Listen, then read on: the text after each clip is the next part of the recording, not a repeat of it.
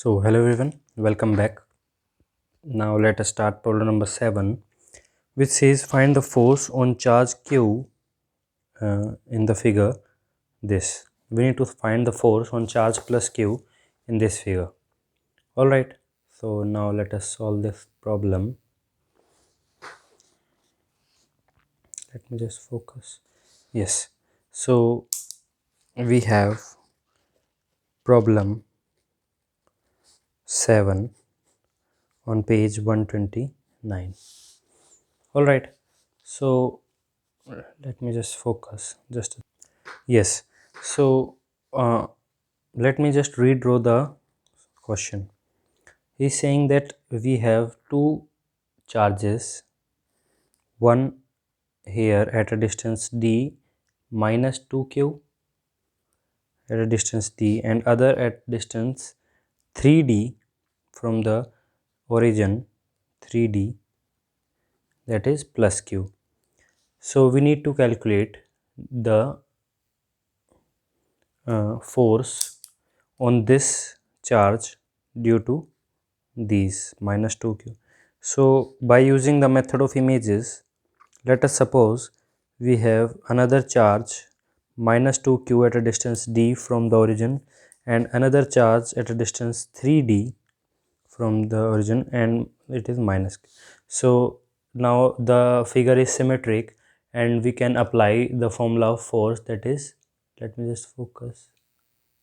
Yes, force on q we can easily calculate. We know that force on any charge is f k1 q1 q2 upon k q1 q2 upon r square. So force on q due to minus 2q will be upon, and the distance is 4d square, distance is 2d and whole square. All right, similarly force on this charge due to this, we have k q minus, here it will be plus q because it was minus, by mistake I wrote minus. All right, so minus 2q plus 2q upon the distance is 3 and 1 4, 16d square plus k q due to force on this due to this minus q, and the total distance is 36d square. It is simple maths.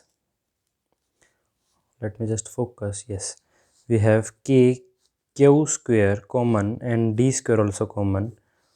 Now minus 2 upon 4, that is minus 1 by 2 plus 1 by 8 plus 1 by minus 1 by 36. So on solving, we have 36, 8 and 2, 9, 4, 8, 2 and 2. Alright, 72 minus 36 plus 9 minus 2, k q square upon d square, force on q. So we have k q square upon d square, and on solving this we get minus 38 plus 9, that is 29 upon 72, and with a negative sign. So force on q will this negative depicts only the direction, that force on this charge will be acting on the opposite side. All right, force on k q square upon d square into 29 by 72. So that is the total force on this charge, positive charge on this figure, and we can use this method of images because in this question here potential was 0, v was 0, and uniqueness theorem is satisfied, that we should know the potential at boundary, and to calculate potential outside any region we'll use uniqueness theorem and the other things.